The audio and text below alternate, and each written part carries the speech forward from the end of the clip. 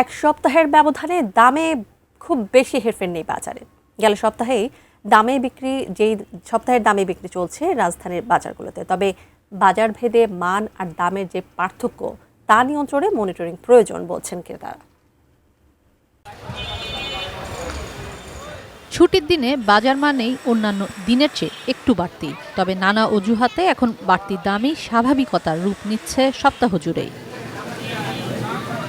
রাজধানীর এক এক বাজারে পণ্যের মান নিয়ে এক এক ধারণা পোষণ করেন ক্রেতারা, তবে বাজার ভেদের দামের তারতম্য নিয়েও প্রশ্ন রাখেন তারা। কোয়ালিটি যত পরিমাণ এখানে ভালো, তার থেকে দাম আরও বেশি।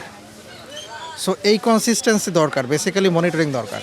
বাজারে বর্তমানে এক আলু ছাড়া 50 টাকা কেজির নিচে তেমন কোনো সবজি কেনা যায় না।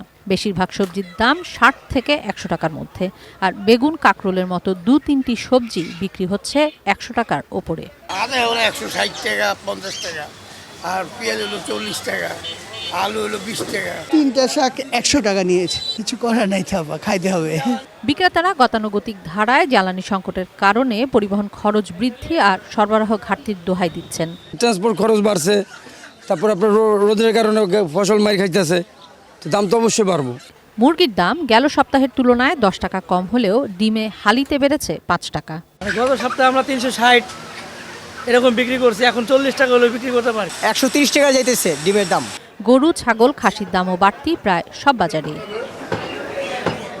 মধু মাসে বাজারে মধু ফলের ছড়াছড়ি, তবে বাজারে দেশীয় ফলের চাহিদা থাকলেও দাম বাধা হচ্ছে অনেকের কাছেই। আমার এলাকাতেও আমি দেখছি গাছ আছে, আশেপাশে শুনছি 10-15 টাকা পিস, মানে 5 টাকা থেকে 15 টাকা, এর বেশি তারা কিনে আনে না। কিন্তু আমরা যখন ঢাকায় কিনতে যাচ্ছি, এক পিস আতার দামই পড়তেছে 70-80 টাকা। সব মিলিয়ে সীমিত আয়ের মানুষের জন্য সময়টা কঠিন বলছেন ভুক্তভোগীরা। বর্তমান যে বাজার ব্যবস্থাতে আসলে এটা খুবই কঠিন, মানে সংসার পরিচালনা করাটা যে খুবই হিমশিম খাচ্ছে। কিশোর জাহান, এটিএন নিউজ, ঢাকা।